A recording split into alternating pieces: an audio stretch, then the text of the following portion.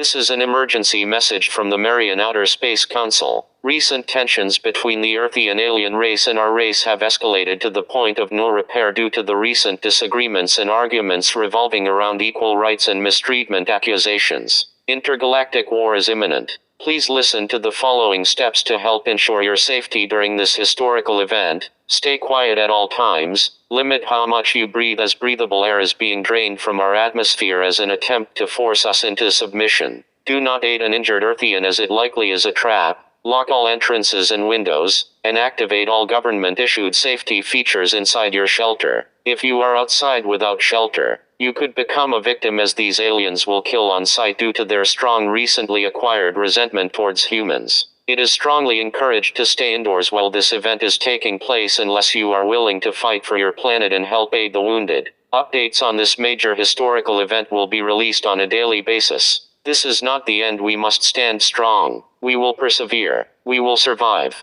The Marian Outer Space Council is confident that this issue will be resolved shortly.